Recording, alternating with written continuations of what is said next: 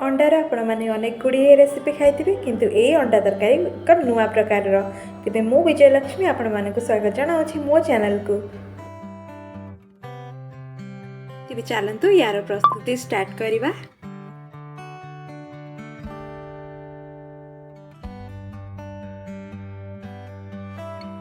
एठी मु दुईटी आलू और 4टी अंडा नहीं जाइए जहाँ मु प्रेशर कुकर रे 2टी सीट्रे सिझे नेबी।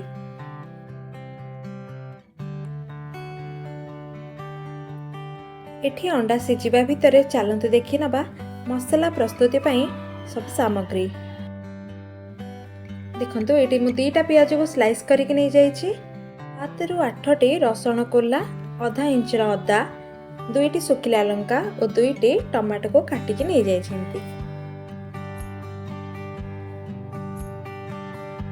तेज चलतु या साइड कर नबा।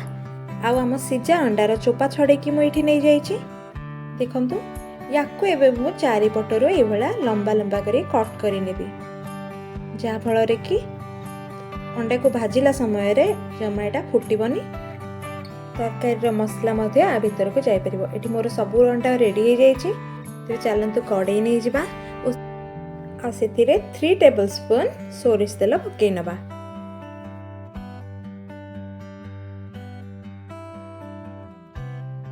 एठी तेल को लो मीडियम फ्लेम रे भल भाव में गरम होगा को दबा। तापर गोटी गोटी करी एभलिया भाव में अंडा को छाड़ी नबा। याको टिके घांटी नेबी मु।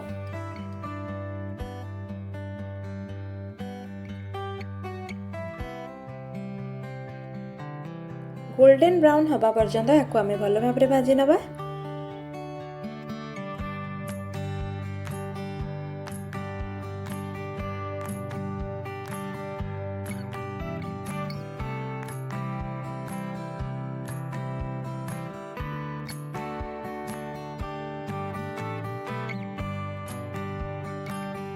एठी मो अंडा गुड़िक भल भाव में गोल्डन ब्राउन हो भाजी हो गलानी। यापर मु हाफ टेबल स्पून हलदी पकईदेवी आ किछि काश्मीर लंका गुंड पकईदेवी, जहा फल कि या कलर बहुत सुंदर लगिबो। देखंतु या कलरटा कितने सुंदर देखाउछि।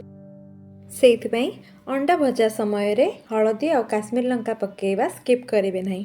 एबे मोर हेई गलानी एटा मु गोटी गोटी करी बाहर करि नेबी अंडा को। एबे मु एई गरम तेल रे ऐड करि नेबी काटी रखिथिबा पियाज, ताको गोल्डन ब्राउन हवा पर्यंत भाजी नेबी।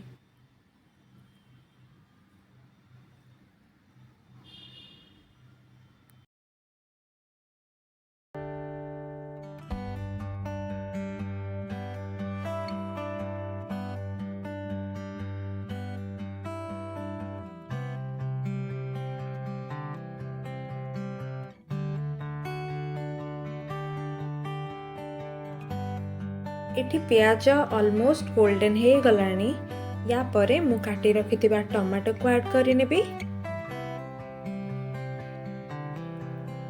तापरे रसुण, अदा, लंका सब को एथरे ऐड करि नेबी।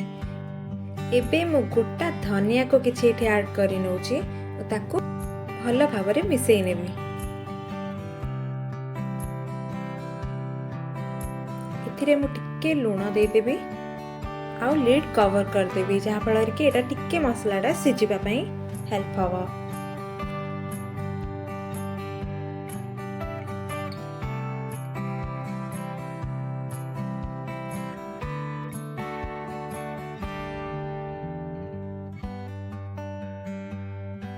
एठी मोर 3 ରୁ 4 मिनिट हे गलानी। एबे मु लिड को बाहर करि नै देखि देबी एटा हेइछि कि नै। देखंतु एटा ऑलमोस्ट हे गलानी। एबे मु एटा को गोटे प्लेट को बाहर करि नेबी। आ ए सब जिंस ठंडा हला परे याको आमे मिक्सिंग जार रे पके भल भाव में ग्राइंडिंग करी पेस्ट कर दबा। एबे मु सेई तेल रे सिजेइथिबा आलू को एमती चोपा छड़े के काटी किरी ताको टिके भाजी नेबी इथरे।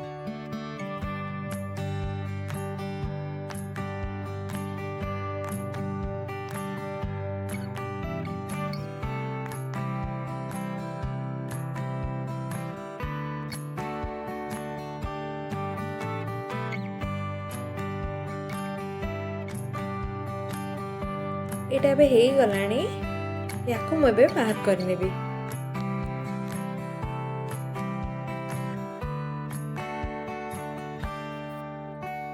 एठी मते कम टिके तेल लगिला तो से आउ किसी तेल ऐड कली आपर मु गोटा गरम मसला देदेवि जो थे कि मोर अच्छे जीरा गोटे गुजराती डालचीनी अनासी फूल बास यापर आम टिके भाजी नवा तापर आम फाइन करथिबा से पेस्ट को मसलार ताको पकईदबा याको आम बेस समय कषा किसी आवश्यक ना कहीं आम ऑलरेडी ताको भाजी नहीं थिले पियाज टमाटो ये सब को भाजी नहीं थिले तो एथिरे मु ऐड करदेली हळदी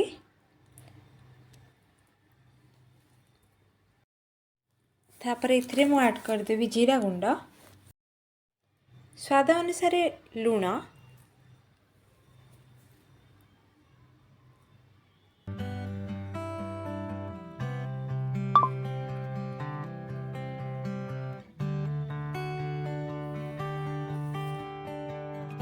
आ किछि काश्मीरी लंका पाउडर को ऐड करिनेबी याको एबे भल भाबर मिसई नबा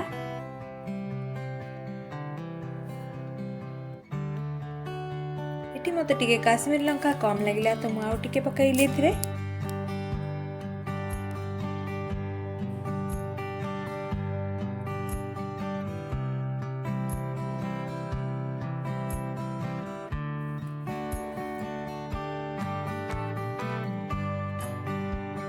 एबे एथिरे ऐड करि नबा आमे सिजा आलू को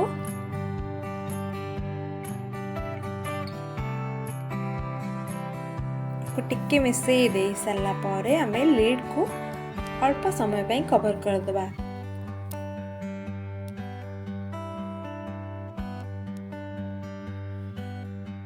एबे देखि नबा एटा आलू सहित मिसई गलानी एबे मो एथिरे किछि करी पाउडर ऐड करि नेबी भल भाव मिसई सारी या भल भाव मिसई नवा एबे मु साइड रे रखिथिबा गरम पानी को ऐड करि नेबी आपण सब तरकारी रे गरम पानी ही ऐड करिवे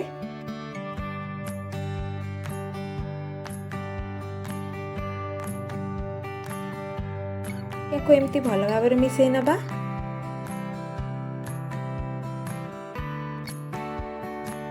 एठी पानी मते टिके कम लगी तेणु मु आउ किछि ऐड कर देछि आपण चाहिए आपण अनुसार करि परिवे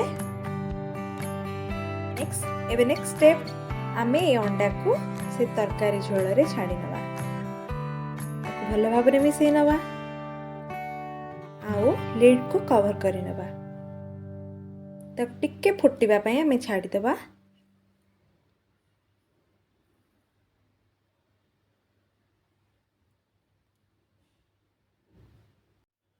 एठी मोर अंडा तरकारी भल भाव रे फुटी गलानी